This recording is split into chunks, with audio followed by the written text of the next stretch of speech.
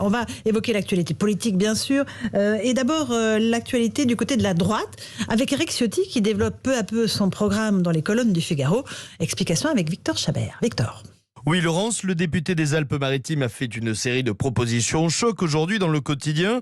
Il parle même de préférences nationales et communautaires européennes pour l'accès à l'emploi, aux allocations et au logement. Un vocabulaire que les Républicains n'utilisent pas et qui est plutôt entendu au RN.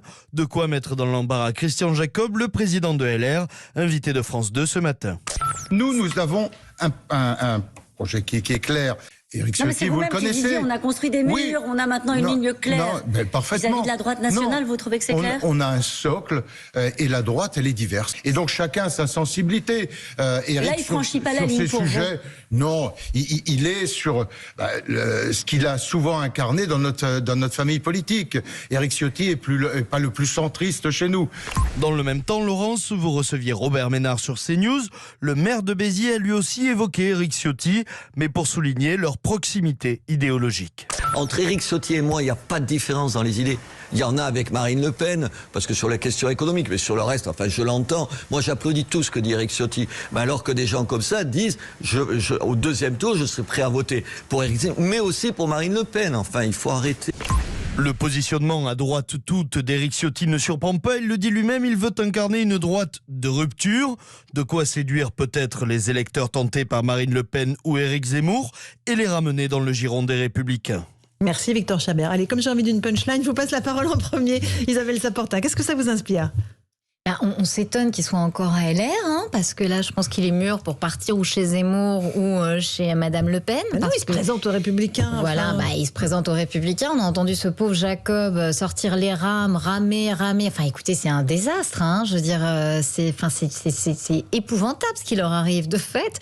Et moi, là, effectivement, j'entends l'amour, la déclaration d'amour de Ménard à Ciotti. Et je pense que là, effectivement, que Ciotti doit passer le tout petit ruisseau qui le sépare encore soit de Zemmour, soit de Marine Le Pen. Mais enfin là, on n'est plus dans la droite classique en fait. Enfin, je ne crois pas. Enfin, je ne sais pas ce que vous en pensez. Louis Dragnel, où est-ce qu'il se situe, Éric Ciotti, dans la galaxie des Républicains ? Éric Ciotti, pour le coup, il a une constance, c'est que ces sujets-là, ce qu'il dit, il l'a toujours dit. Et ça fait 10 ans qu'il s'intéresse à ces questions de sécurité, d'immigration, d'allocation, de fraude sociale, de tous ces sujets-là. Donc il les connaît bien. Donc là, il les met noir sur blanc. Il l'assume, il en joue un peu parce qu'effectivement, il est candidat pour le congrès de la droite. Donc pour moi, c'est pas une surprise. En revanche, ce qui est intéressant, c'est de voir effectivement la réaction de Robert Ménard. On voit bien que Robert Ménard a déjà essayé, il y a une semaine et il y a 15 jours, de tendre la main à Éric Zemmour. Il l'a fait venir à Béziers et donc il est dans cette logique d'essayer d'établir des ponts donc entre Éric Zemmour et Marine Le Pen. Et là, ce qu'on voit, c'est qu'il essaye d'établir un nouveau pont, là pour le coup, entre Éric Zemmour et une partie des Républicains. Et donc je trouve que c'est intéressant parce que quand on regarde aussi les mesures qui sont défendues par Éric Ciotti, globalement, l'électorat des Républicains les soutient massivement. D'ailleurs, sinon, il ne serait pas là. Il serait à La République En Marche, il serait dans un autre parti. Et du coup, en fait, ce qui est en train d'essayer d'émerger, c'est qu'il y a plusieurs personnes au sein des Républicains, avec Robert Ménard, Gilbert Collard, qui eux sont plutôt RN, qui essayent de faire monter la petite musique. Finalement, en fait, nos programmes sont pas si différents que ça. Et si on faisait une alliance programmatique et ensuite peut-être que ça forcerait Marine Le Pen, Éric Zemmour et éventuellement la personne qui sera désignée au congrès des Républicains à s'entendre. Alors il y a encore beaucoup de chemin s'ils souhaitent le faire, mais en tout cas la réflexion elle existe et c'est exactement ce qu'on vient d'entendre. Et la poutre travaille. Gaspard Gonzer. Pendant longtemps on a parlé de l'eupénisation des esprits, là on est plutôt dans la zémorisation des esprits. Je ne sais pas s'il est sur la préférence nationale. Oui, justement c'est ce que je voulais vous dire. Finalement, la préférence nationale, c'est qui n'est pas nationaliste parmi les candidats à l'élection présidentielle. Ils ont tous la nation en bandoulière quasiment, à revendiquer leur attachement souverain à la France.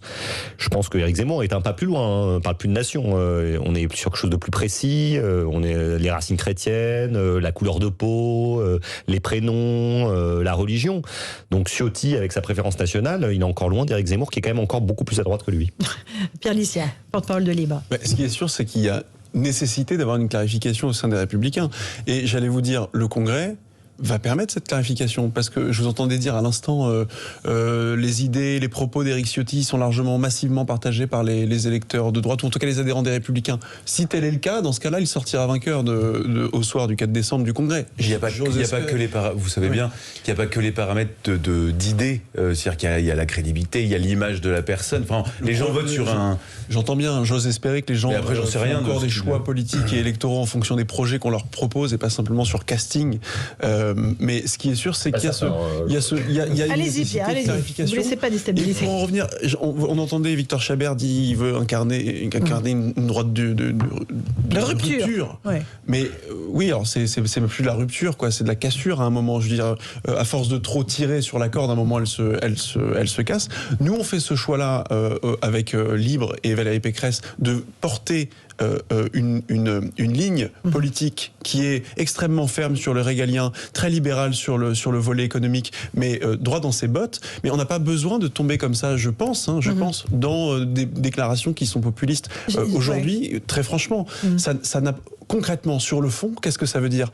Concrètement, comment ça se matérialise la préférence nationale ? On sait bien quasi que impossible. Il cite l'exemple de la Suisse qui donne déjà la préférence nationale. Ce sont des effets d'annonce. Ce sont des effets d'annonce et ça a assez peu de réalité. Et puis, à la limite, sur le fond, je suis plutôt en désaccord. Moi, je préférais parler de préférence au mérite plutôt que de parler de préférence nationale. Pierre, un tout petit mot. Je vous ai présenté comme porte-parole de Libre. Ça existe encore Libre, puisque Valérie Pécresse appelle tous les adhérents de Libre à adhérer au LR. Ça va s'arrêter cette structure ou pas ? Évidemment que ça existe encore. Et d'ailleurs, je me permets de vous dire que je ne suis toujours pas adhérent républicain. Voilà. C'était ma question d'après, Gaspard. J'ai le sentiment qu'on me pose la question à chaque fois que je viens sur votre plateau. Donc, j'ai encore le temps de la réflexion. 15 novembre, vous avez jusqu'au 15 novembre. Au 15 novembre. En tout cas, ce qui est sûr, c'est que j'appelle tous ceux qui soutiennent Valérie Pécresse à adhérer aux Républicains. D'accord, mais donc Libre continuera. Libre, c'est un mouvement qui défend une ligne politique claire. Chose que les Républicains, pardonnez-moi, mais quand on entend des gens comme Éric Ciotti, Nadine Morano, Gilles Platré et d'autres comme David Lisnard, on se dit mais quel est le lien qui unit encore ces personnalités politiques-là. Donc le Congrès sera cet exercice de clarification. Nous, on fait le pari que nos idées, notre projet, notre vision, celle qui est portée par Libre, sera majoritaire et permettra d'aiguillonner justement les Républicains. Isabelle Zaporta ?